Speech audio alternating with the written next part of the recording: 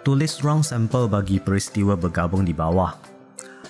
Dua buah buku dipilih secara rawak daripada sebuah rak buku yang mengandungi dua buah buku sejarah, sebuah buku geografi dan sebuah buku matematik. Jadi kita buat sikit rumusan dulu. Dua buah buku sejarah. Katakan buku yang pertama tu Sejarah 1 dan buku yang kedua adalah Sejarah 2. Sebuah buku geografi tu G, dan sebuah buku matematik M.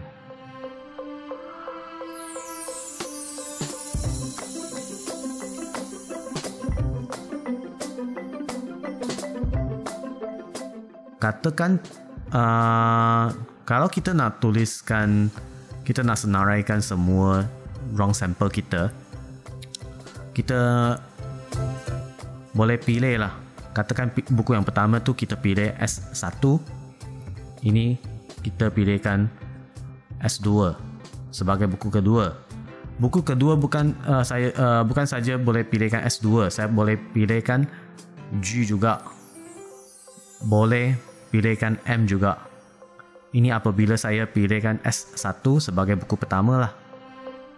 Jadi sini kita sudah ada 3 kesudahan yang mungkin. Tapi bukannya saya mesti pilih S1 sebagai buku pertama. Saya boleh pilihkan S2 sebagai buku pertama. Okey. Lepas tu buku yang kedua, saya pun boleh pilihkan S1. Tapi kalau saya pilihkan S1 di sini, kesudahan ini dengan kesudahan ini akan jadi sama. Jadi saya tak nak kesudahan tu berulang. Saya boleh pilih G ataupun M sahaja. Ini apabila saya pilih S2 sebagai buku pertama. Dan apabila saya pilih G sebagai buku yang pertama, buku yang depan tu, yang S1 dengan S2 tu saya tak nak berulang. Jadi saya hanya boleh pilih M sahaja. Jadi semua sekali saya ada 1, 2, 3, 4, 5 dan 6 kesudahan yang mungkin. Sekarang kita senaraikan semua kesudahan yang mungkin. Tuliskan ruang sampel. Ruang sampel kita letakkan simbol S. Dan untuk kesudahan yang pertama tu kita ada S1, S2. Kita gunakan cara koordinat. Yang kesudahan yang kedua S1 dengan G, S1 G. Yang ketiga S1M. Kesudahan yang keempat ialah S2 G. Yang kelima ialah S2 M.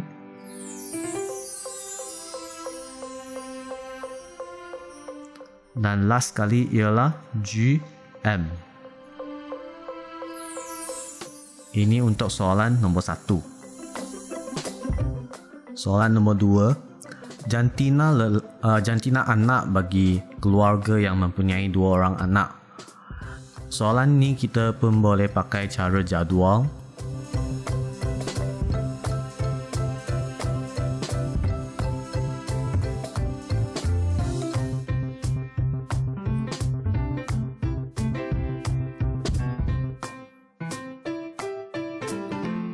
Katakanlah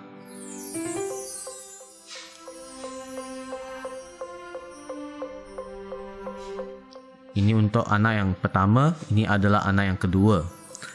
Anak yang pertama ada 2 kemungkinan, lelaki ataupun perempuan. Anak yang kedua pun sama, ada 2 kemungkinan, lelaki ataupun perempuan. Jadi di sini semua sekali kita ada 1, 2, 3, 4 kesudahan yang mungkin. Iaitu apabila di sini kita dapat L dengan L. anak yang pertama tu lelaki, anak yang kedua tu lelaki juga. Dan untuk sini kita dapat anak yang pertama tu perempuan, anak yang kedua tu lelaki. Dan gunakan cara ni kita boleh senaraikan yang lain lah.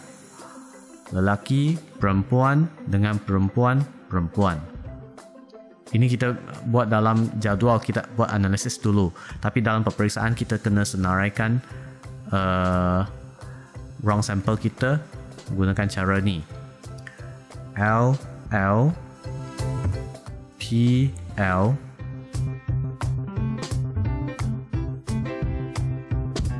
LP dengan PP.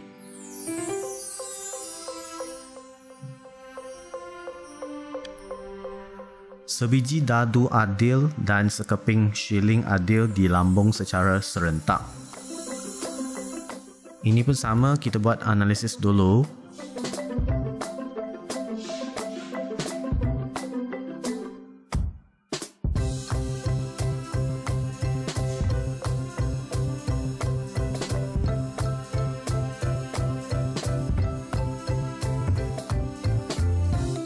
Ini untuk dadu, ini untuk shilling. Jadi dadu ada 6 muka, 1, 2, 3, 4, 5 dan 6. Shilling ada kepala dan ekor. Jadi kita tahu dia semua sekali mesti ada 12 kesudahan yang mungkin. Untuk yang pertama ni kita ada 1K. Yang kedua ni kita ada 2K, 3K, 4K, 5K, 6K. Ini kita ada 1E, 2E, 3E, 4E, 5E dengan 6E. Jadi kita boleh tuliskan jawapan kita. Wrong sample ialah 1K, 2K, 3K, 4K, 5K dan 6K. 1E, 2E, 3E, 4E, 5E dan 6E.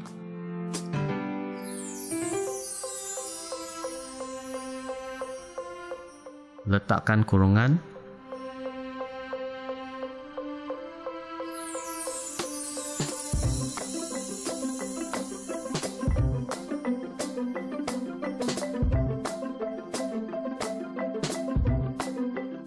Letakkan koma.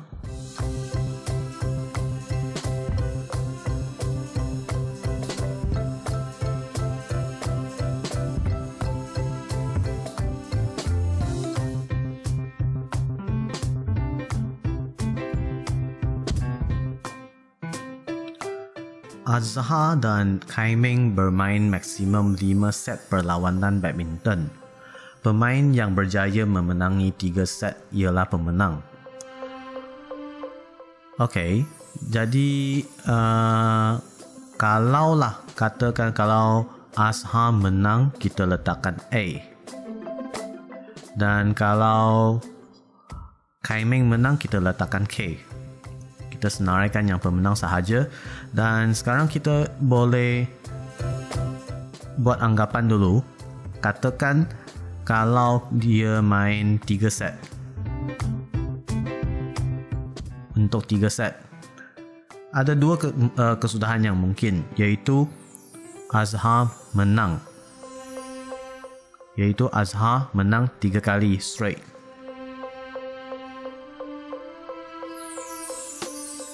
Dan yang kedua ialah Kaiming menang 3 kali straight. Ini untuk case mereka main 3 set lah. Kalau mereka main 4 set. 4 set. Jadi kita mesti ada 4 huruf kan. Kalaulah 4 huruf, huruf yang terakhir ni mesti huruf bagi pemenang. Ini mesti pemenang.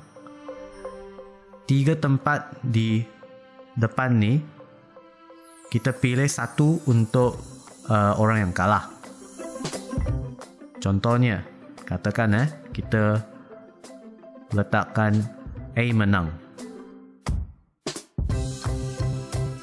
Kita tahu tempat yang keempat tu mesti bagi A.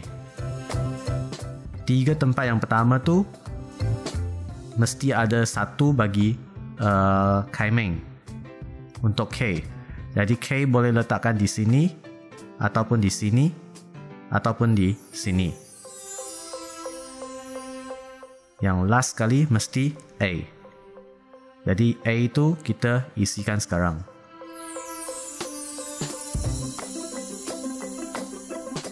Ini untuk case A menang. Tapi ada kemungkinan juga K menang. Kalau K menang, kita cuma terbalikkan bahagian sini sahaja. Bahagian sini, kita cuma tukarkan K jadi A dan A jadi K sahaja. Kita salin saja. Terbalikkan K A tukarkan jadi A K K K. Yang lain pun ikut.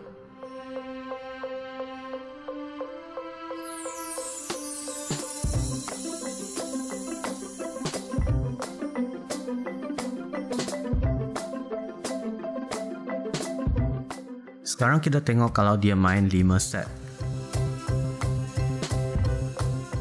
Kalau 5 set mesti ada 5 huruf. Dan huruf terakhir tu mesti untuk pemenang. Jadi case yang pertama kita letakkan A menang dulu. Kalau A menang, huruf yang terakhir mesti A. Dan untuk 4 huruf di depan ni, kita pilihkan 2 letakkan sebagai A dan 2 lagi letakkan sebagai K. Tapi macam mana nak letakkan A dengan K? Kita boleh buat anggapan dulu. Okay, katakan untuk 4 ni. Okay, kalau A menang, A mesti di belakang. Lepas tu 2A di depan, kita pun boleh anggapkan kalau set yang pertama tu A menang. Set yang pertama tu A menang. Jadi A yang ketiga tu mungkin kat sini, mungkin kat sini ataupun kat sini. Sudah ada 3 kesudahan yang mungkin.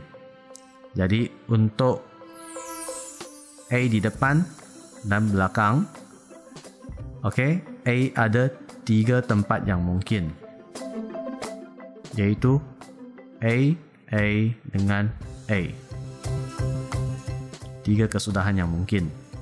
Ini untuk case A menang di depan dan belakang. Di depan dan belakang. Tapi ada kemungkinan juga untuk set yang pertama tu A tak menang. K yang menang. Jadi kalau K menang di sini, K yang kedua mungkin di sini, mungkin di sini, mungkin di sini. Pun ada 3 kesudahan yang mungkin. Jadi untuk K di depan, A di belakang, kita ada 3 kesudahan yang mungkin. Dan K mungkin di sini, mungkin di sini, mungkin di sini. Jadi yang 3 case di depan ni kita isikan K.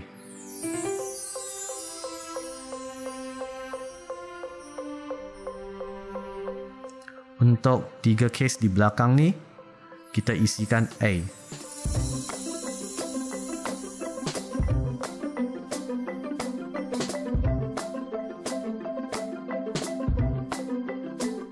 Ini untuk case A menang. Kalau A tak menang, K yang menang.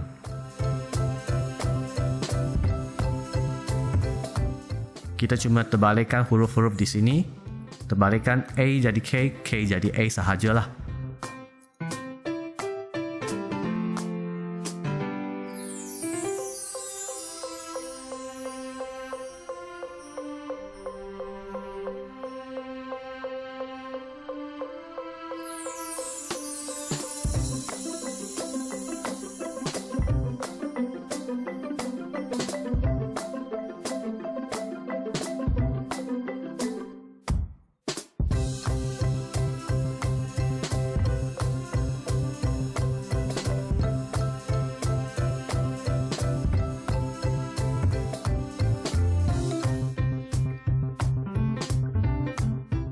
Jadi sekarang kita boleh kira semua sekali ada berapa kesudahan yang mungkin.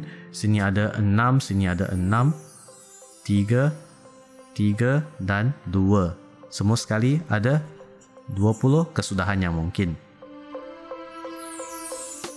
Sekarang kita cuma kena tuliskan jawapan kita dalam bentuk set. Ruang sampel kita ialah